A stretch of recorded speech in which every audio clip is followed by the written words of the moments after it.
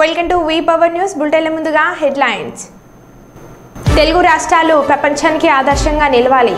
CM Revanth Reddy.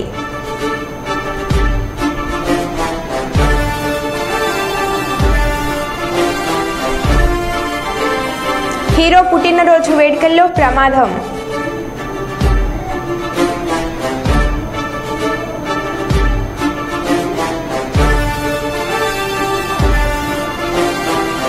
CM చిత్రపటానికి పాలాభిషేకం చేసిన మంచిర్యాల శాసనసభ్యులు కొకిరాల ప్రేమ్సాగర్.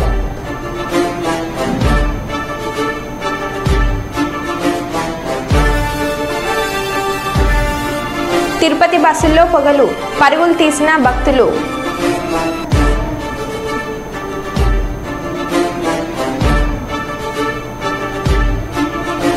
జర్నలిజానికి సరికొత్త నిర్వచనం రామోజీరావు.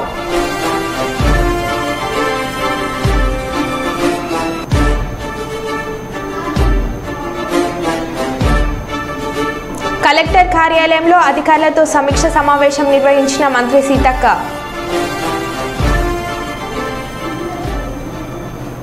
ఇక వివరాల్లోకి వెళ్తే, కడప జిల్లా పులివెందులకు చేరుకున్న మాజీ సీఎం వైఎస్ జగన్ నివాసం వద్ద భారీగా చేరుకున్న కార్యకర్తలు. జగన్ ఇంట్లోకి వెళ్లే సమయంలో జగన్ దగ్గరికి వెళ్లాలంటూ డోర్ అద్దం పగలగొట్టిన యువకుడు. దీంతో స్వల్ప ఉద్రిక్తత చోటు చేసుకుంది. పోలీసుల రంగప్రవేశం చేయడంతో సద్దుమణిగిన సంఘటన.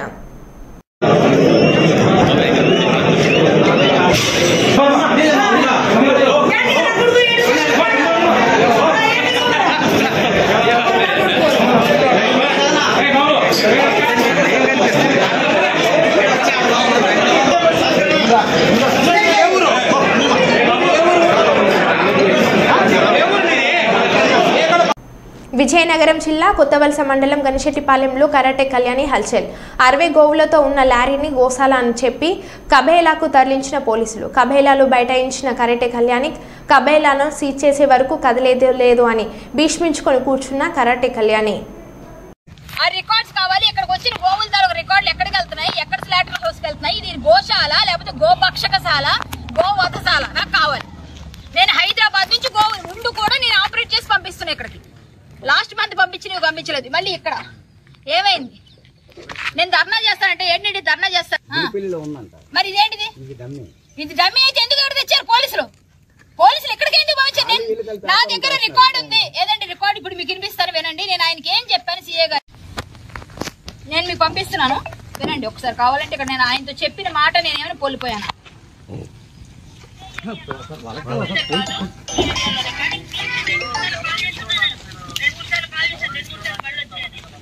మీ దగ్గర నెంబర్ నా దగ్గర ఆలోచించాను. 2 నిమిషాలు ముందు కూడా చేస్తున్నాను నక్కపల్లి దాడుతుంది సార్ రణస్థలం దాడుతుంది సార్, అందరికి ఫోన్ చేస్తాను. డిఎస్పీ గారు కూడా చేస్తున్నాను. లాస్ట్ నేను కరాటే కళ్యాణి సార్, నేను మూవీ ఆర్టిస్ట్, హిందూ యాక్టివిస్ట్, నేను బీజేపీ ధార్మిక లీడరు. నేను రమ్మంటే ఇప్పుడు వస్తాను. పక్కన విజయనగరం దగ్గర ఉన్నాను. 100 కిలోమీటర్లు ఎంతసేపు 2 గంటన్నరలో వస్తాను.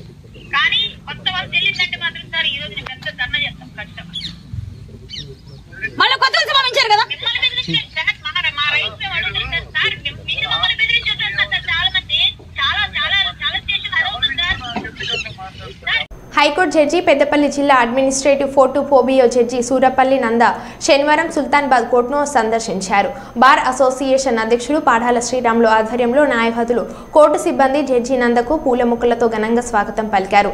పోలీసులచే గౌరవ వందనం స్వీకరించిన అనంతరం కోర్టు ఆవరణలో మొక్కలు నాటారు. అనంతరం కోర్టు హాలులో బార్ అసోసియేషన్ ఆధ్వర్యంలో న్యాయవాదుల జ్ఞాపిక అందజేసి శాల్వాతో ఘనంగా సత్కరించారు. ఈ సందర్భంగా జడ్జి నంద మాట్లాడుతూ న్యాయవాదులు తమ ముందు ఉంచినటువంటి రిప్రజెంటేషన్ అన్నింటినీ వారం రోజులుగా పరిష్కరిస్తామని హామీ ఇచ్చారు.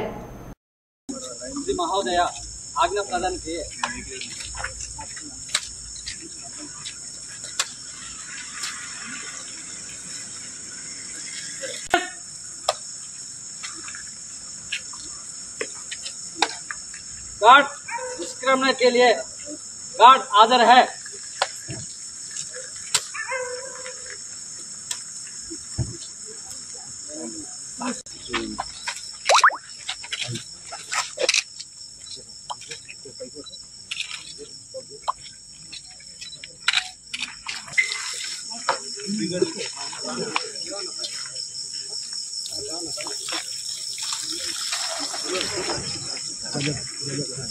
రెడీ అందరు ఇక్కడ చూడండి. 1 సెకండ్ ఇంకో ధ్యానం అందరు చూడండి ఇంకా 1 second. Okay okay sir, ready.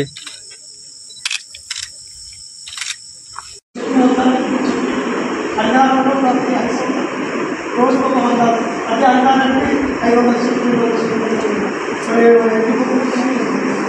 అయితే ఈయన మిగిలిపోయిన ప్లేస్లో అన్నీ ఏదైనా 10 కిలోమీటర్లు ఓన్లీ వాటర్ మంచిది ఎస్ఎల్లి వాటర్ కొంత ఉప్పు నీళ్ళు దాని ఉండేది.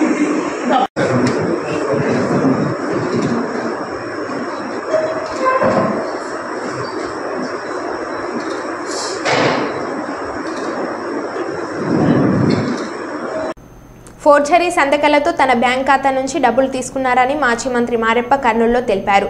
కర్నూలు అంబేద్కర్ భవన్లో ఆయన మీడియా సమావేశం నిర్వహించారు. ఈ సందర్భంగా ఆయన మాట్లాడుతూ సలీం అనే వ్యక్తి తన డబ్బును దొంగలించాడని తెలిపారు. ఈ ఘటనపై 3వ పట్టణ పోలీస్ స్టేషన్లో ఫిర్యాదు చేయగా సలీం పేరు ఎక్కించలేదని ఆయన ఆగ్రహం వ్యక్తం చేశారు. వెంటనే సలీంపై కేసు నమోదు చేసి విచారణ జరిపి డబ్బు దొంగలించిన వారందరినీ అరెస్ట్ చేయాలని కాంగ్రెస్ నాయకులు అనంతరత్నం డిమాండ్ చేశారు. లేని పక్షంలో రాష్ట్ర వ్యాప్తంగా ఆందోళన చేస్తామని హెచ్చరించారు.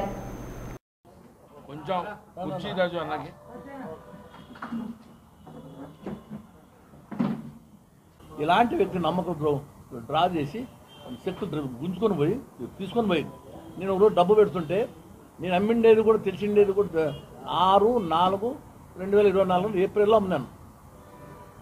అది అర్థం ఇచ్చినారు, అర్థమే లేదు. ఇలాంటి తరుణంలో ఇతని సలీం ఇరికి మంది దీంట్లో ఉంది. సలీమే దీనికి కారకుడు, దొంగలిచ్చినోడు ఇడే. నాకు ఇంతకుముందు ₹1,00,000 గురించినాడు, డబ్బు కోసం ఏమైనా చేస్తాడు పిసినారి. అతను నాకు యాభై డబ్బులు లేదు, నేను చెక్కులు లేదు.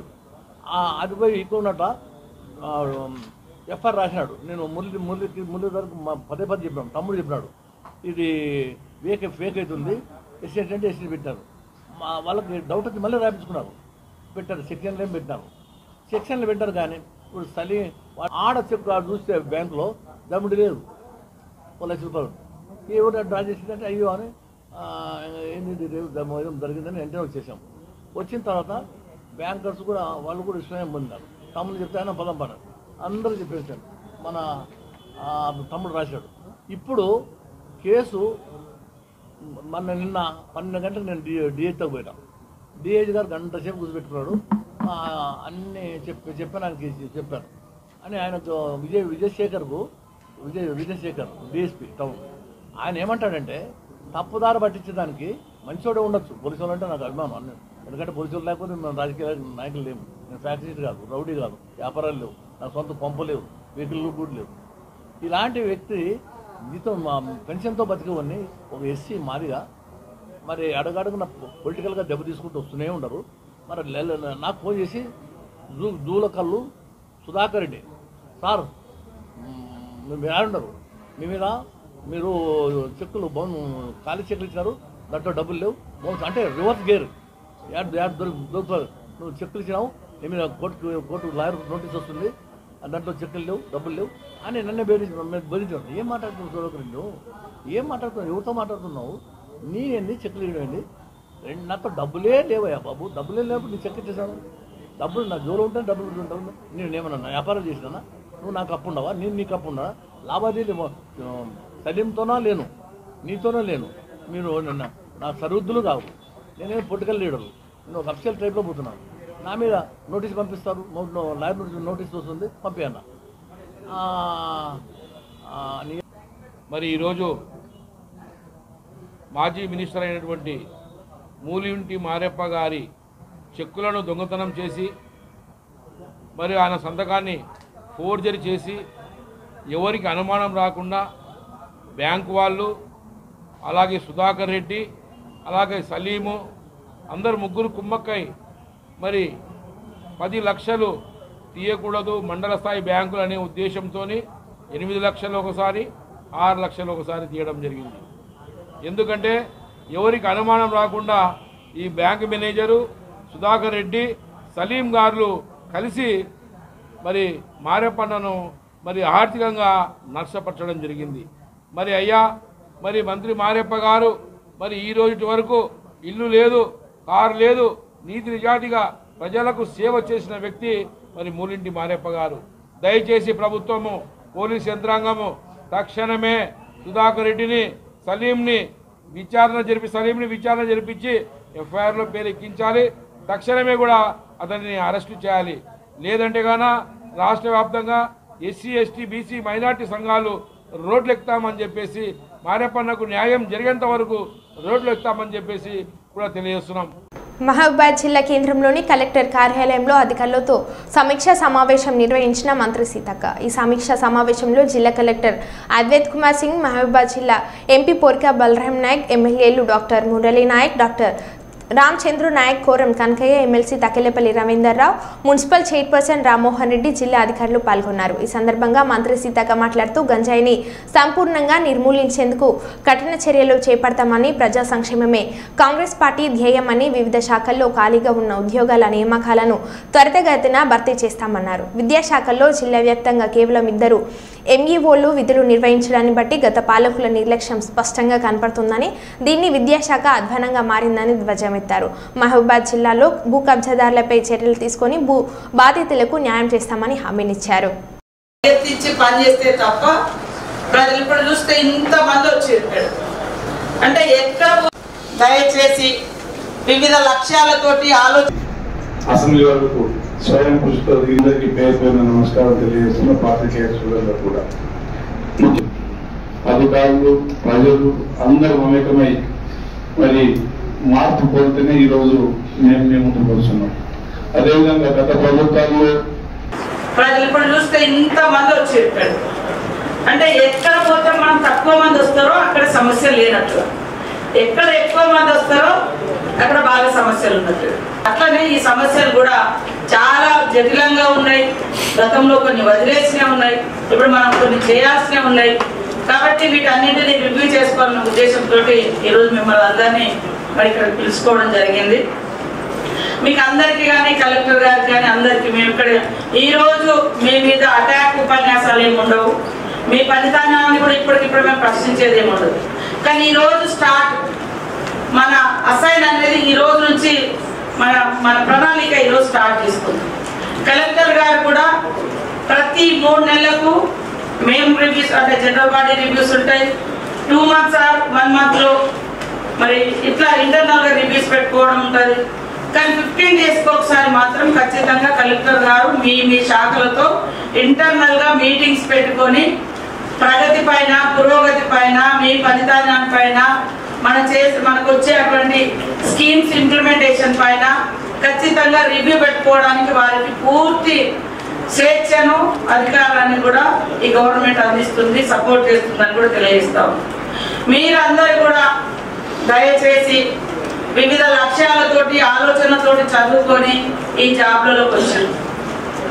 మనం ఏదో జాబ్ డ్యూటీ అంటే డ్యూటీ లాగా కాకుండా ఆ డ్యూటీకి వన్నీ తెచ్చే విధంగా, ఆ పోస్టుకు వన్నీ తెచ్చే విధంగా నిత్యం ప్రజలకు అందుబాటులో ఉంటూ ఎక్కువ విజిట్స్ పెంచుకొని గ్రామాలు తిరగడం మూలంగా సమస్య తెలిస్తే సమస్య పరిష్కారం తెలిస్తే వాస్తవాలు కూడా తెలుస్తాయి. ఆ రకంగా మీరు దృష్టి పెట్టి మరి జిల్లాను సమస్యలు కాకుండా మరి ఆదర్శవంతమైనటువంటి జిల్లాగా చేయాలని, అది జరగాలంటే మీ మీదనే డిపెండ్ అయి ఉంది, మీ పనితనం మీదనే ఆధారపడి ఉంది.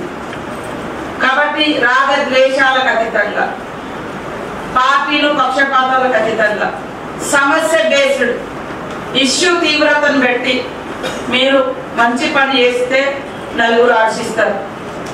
కాబట్టి పుట్టుకకు గిట్టుకకు మధ్య ఉన్న కొద్ది కాలాన్ని, మీ జాబ్ కాలాన్ని, ఇప్పుడు ఇంట్లో సంతోషంగా ఉండాలంటే జీతాలు రావాలి. జీతం ఎవరి పేరు మీద వస్తుంది అంటే పబ్లిక్ సర్వీస్ గా ఉన్నాం కాబట్టి ఆ జీతం వస్తుంది. మరి ఆ పబ్లిక్ ను ఫస్ట్ సంతోషంగా ఉంచాలి, తర్వాత మిగతా అన్ని సంతోషాలు. ఫస్ట్ ప్రయారిటీ పబ్లిక్ ఇవ్వాలి వాస్తవానికి. సరే మనది కుటుంబ సమాజం కాబట్టి, కుటుంబాలకు ప్రయారిటీ ఇచ్చే సమాజం కాబట్టి మన వ్యవస్థ కుటుంబాన్ని గౌరవించుకుంటాం, పిల్లల్ని, కుటుంబాలు కాబట్టి ఓకే అక్కడే ప్రయారిటీ ఇవ్వండి. అక్కడ కూడా సంతోషంగా ఉండాలంటే మరి ఇక్కడ మంచి పేరు తెచ్చుకుంటే మీ కుటుంబం కూడా సంతోషంగా ఉంటుంది. రకరకాలుగా అవినీతి, అక్రమాలు లేదా నలుగురు ఇప్పుడు 10 మందిలో మేమందరం కలిసి మిమ్మల్ని తిట్టినాం అనుకో, మీ పని బాగలేక, అది వీడియోలలో వస్తుంది, టీవీలలో వస్తుంది, అది ఎంత అవమానకరంగా ఉంటుంది. కాబట్టి అట్లాంటి అవమానం కంటే మనం బెటర్గా పనిచేసి ప్రశంసలు పొందితే ఎంతమంది మిమ్మల్ని అప్రిషియేట్ చేస్తారు. మీ కొడుకులు మీ బిడ్డలు కూడా ఎంత గర్వంగా గల్లెగరేసుకొని ఎస్ మా ఫాదర్కి అవార్డు వచ్చింది, మా ఫాదర్తో మీరు వెళ్ళిపోతుంటే ప్రజలు ఏడ్చే స్థితి రావాలి, మాకు ఈ ఆఫీసర్ కావాలనేటువంటి పరిస్థితి రావాలి. కాబట్టి మీరు మీ సొంత ఆలోచన కూడా పెట్టి పనిచేయండి. దేశ జనాభా ఆరోగ్య స్థితిగతులు ఆ దేశ అభివృద్ధిని సూచిస్తాయని హైకోర్టు జడ్జి సూరపల్లి నంద పేర్కొన్నారు. పెద్దపల్లి జిల్లా న్యాయ అధికారుల సమీక్ష సమావేశానికి జిల్లా కేంద్రానికి వచ్చిన హైకోర్టు జడ్జి జస్టిస్ నంద పోలీసులు గౌరవ వందన స్వీకరించారు. తర్వాత కోర్టు ప్రాంగణంలో మొక్కలు నాటారు. పెద్దపల్లి జిల్లా కోర్టు ఆవరణలో ఇండియన్ రెడ్ క్రాస్ సొసైటీ, జిల్లా వైద్య ఆరోగ్య శాఖ సహకారంతో ఏర్పాటు చేసిన హెల్త్ క్యాంపులను ప్రారంభించిన నిర్వాహకులను అభినందించారు. అనంతరం పెద్దపల్లి పట్టణంలోని ఎల్లమ్మ చెరువుపై నిర్మిస్తున్న మినీ ట్యాంక్ బండ్ సుందరీకరణ పనులను పరిశీలించి హనుమాన్ దేవాలయంలో ప్రత్యేక పూజలు చేశారు. ఈ సందర్భంగా హైకోర్టు జడ్జిని పూర్ణ కుంభంతో స్వాగతం పలికి ఆశీర్వచనం అందించారు.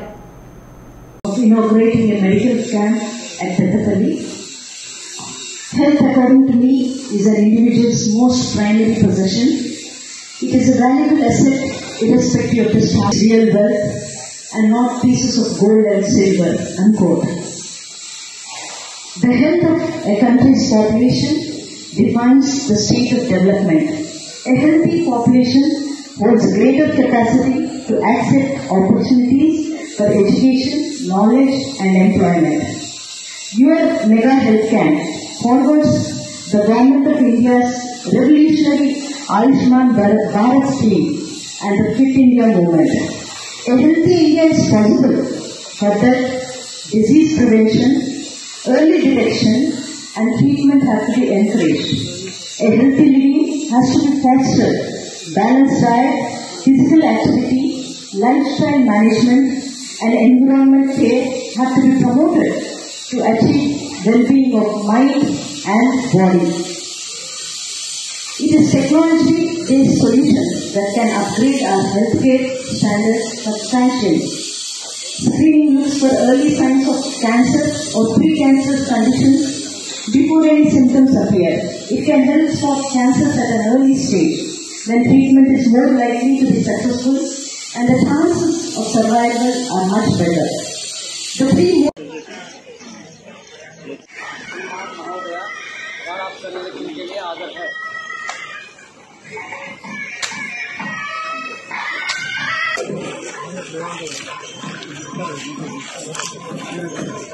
Madam.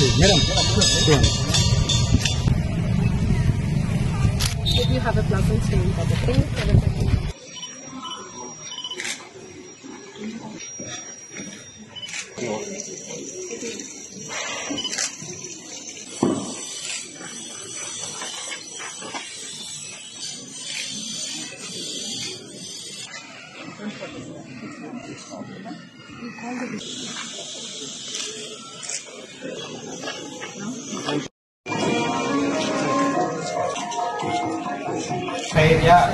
धैर्य वीर्य विजय अभय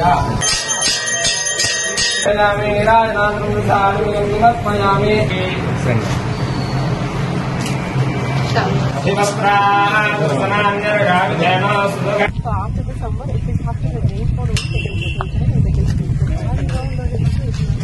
rain and decorated the camp by cutting the ribbon with the this.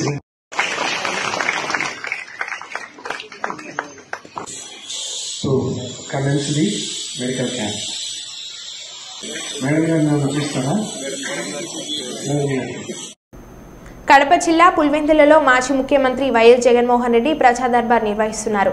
కార్యకర్తల తోపులాటలో కిటికీ అద్దాలు పగిలాయి. పులివెందులలో ఎటువంటి రాళ్ల దాడి జరగలేదు. పార్టీ కార్యాలయం వద్ద ఎటువంటి నినాదాలు చేయలేదు. కేవలం వైఎస్ జగన్మోహన్ రెడ్డి చూడనీకి ప్రజలు ఆతృతతో ఒకరివైపు ఒకరు తోపులాట జరిగింది. పులివెందుల డీఎస్పీ వినోద్ కుమార్ తెలిపారు.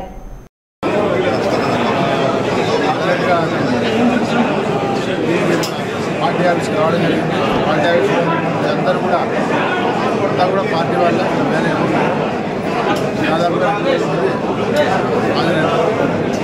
దూరంగా లోపలికి పిలిచే క్రమంలో లోపల గదిలో ఉంటూ బయట నుంచి అందరినీ పంపించడం జరుగుతూ ఉంటుంది. దీనికి 2-3 వాకిల్ అంటే ఎంట్రన్స్లోనూ వాళ్ళు ఒక గుంపుగా వచ్చి మాకు ఆ దోపిడీలో కొన్ని రెగ్యులరైజ్ చేస్తూ మనుషులు లోపలికి పంపించడం జరిగింది. ఇక్కడ స్టోన్ పెయింటింగ్ అనేసి అంటూ ఉన్నారు. కానీ మోస్ట్ ప్రెమిసెస్ కార్యకర్తలు తప్ప వేరే బయట నుంచి వచ్చే ఆస్కారం లేదు. అలాగే అద్దాలు పగిలినాయి, అద్దాల మీద స్టోన్స్ పడి పగిలినాయి అది కూడా కాదు. అది ఏమైందంటే ఈ అన్ని చోట గ్లాసెసే ఉన్నాయి. వీళ్ళందరూ కూడా ఈ పుషింగ్లో అది గ్లాస్ అట్లా క్రాక్ ఇచ్చింది. ఇంకా మిగతా విషయాలు అంతా కూడా సవ్యంగా జరిగిపోతూ ఉంది. 10 నిమిషాల్లో ఉండగా ఎక్స్ఎం గారు ఇక్కడ నుంచి బయలుదేరుతారు. జోగులాంబ గద్వాల జిల్లా మనపాడు మండలం కులుకుంట్ల గ్రామం పక్కన ఉన్న బూడిదిపాడు గ్రామానికి చెందిన బషీర్ అనే అబ్బాయి మాయమాటలు చెప్పి పెళ్లి చేసుకుని వదిలేసి జోగులాంబ గద్వాల జిల్లాకు చెందిన వాళ్ళ అన్నకు బాగాలేదని చెప్పి సొంత గ్రామానికి వచ్చి తిరిగి రానందుకు వాళ్ళ అన్నకు ఫోన్ చేస్తే మా తమ్ముడిని మీరే చంపేస్తానని బెదిరింపులకు దిగి ఆమెను భయపెట్టి కేసు జరగకుండా శాంతినగర్ ఎస్ఐ స్పందించడం లేదని అమ్మాయి సోషల్ మీడియాలో న్యాయం కోసం వేడుకుంటుంది. అమ్మాయికి న్యాయం జరిగే వరకు మహిళా సంఘాలు ఆమెకు మద్దతు తెలుపుతాయని కోరుతున్నాం. మహిళలకు న్యాయం జరగకుండా ఈ సమాజం చోద్యం చేసుకుందంటే మన దేశం ఎటు వెళ్తుందో ఆలోచించవలసిందే కోరుతున్నామని అన్నారు.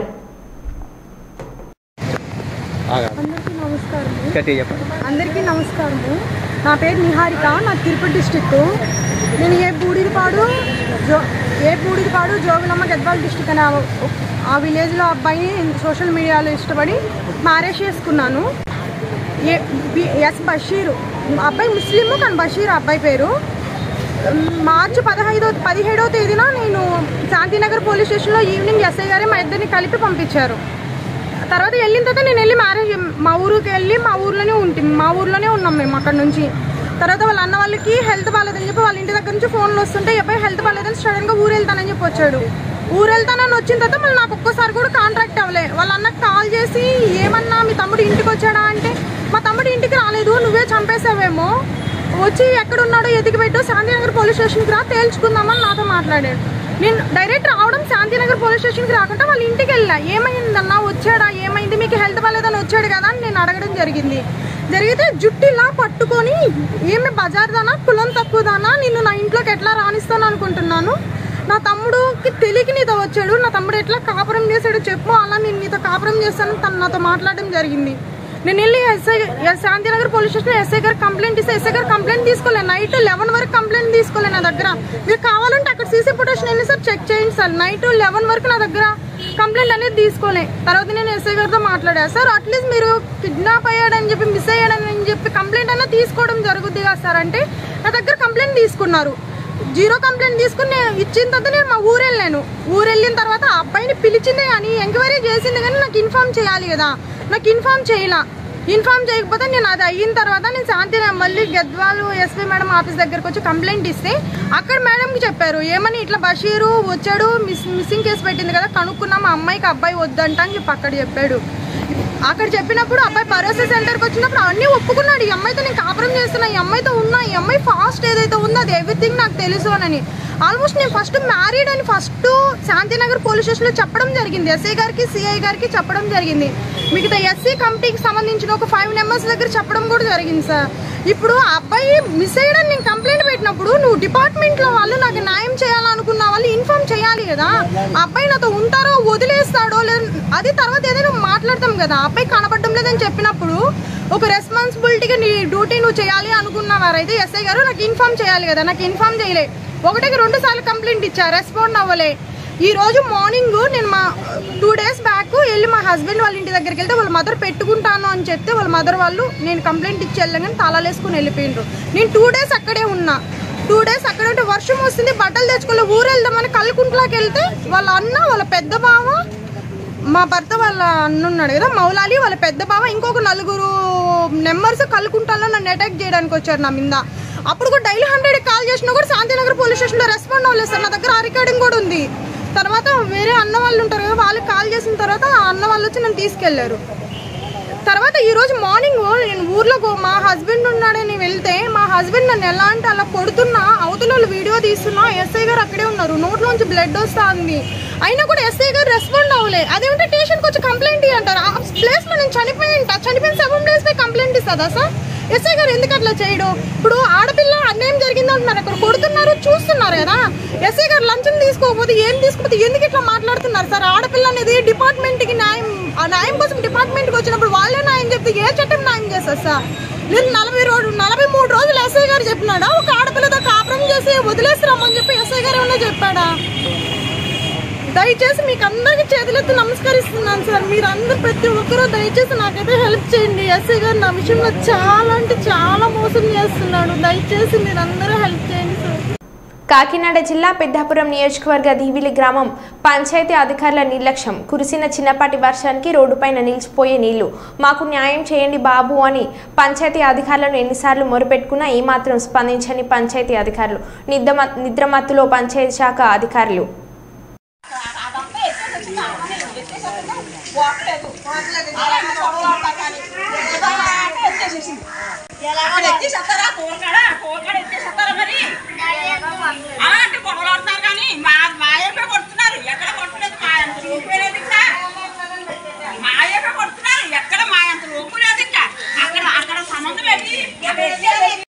మరో బులెటిన్లో మళ్ళీ కలుద్దాం. Stay tune.